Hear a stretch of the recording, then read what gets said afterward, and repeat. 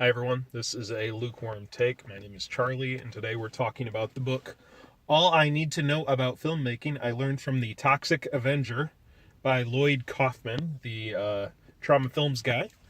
It is an interesting book documenting his life, which has probably the best filmmaking advice I've seen for a low-budget filmmaker, but sadly it's mixed in with maybe 60% of the book is terrible jokes or fourth wall breaking or just stuff that's not about filmmaking or the films he made.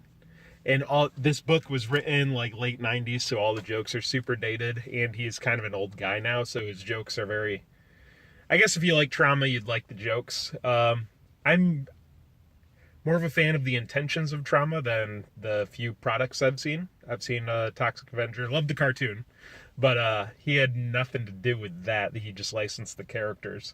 But he talks about that a lot, and a lot of his other movies, Cannibal the Musical, which is one I think was he bought, so that one was fully made outside of his control. And Romeo and Juliet was made by the guy who made Guardians of the Galaxy.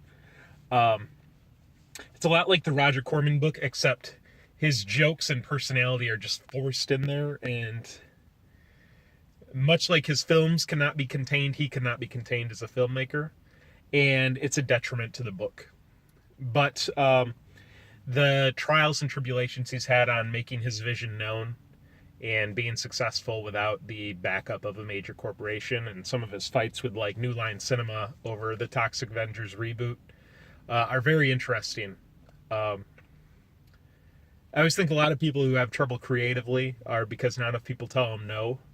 And I mean, this is all his money. No one should be telling him no, but I think he would make better art if he had some type of leash on him. Not to force him into a studio mindset, but same with the book. He talks about his editor fighting him on what the book is supposed to be, but the editor was right. The book should have been more to the point and less like Rosie O'Donnell jokes and that sort of thing. It still could have been funny without being, I guess, trashy, which you could probably say about Troma movies. Maybe I'm the wrong audience for this.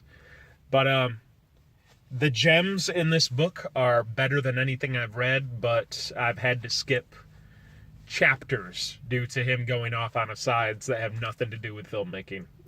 So if you get it cheap or you really love Troma, I'd recommend it. If not, I'd probably read that Roger Corman book instead. This has been a lukewarm take, and thank you for watching.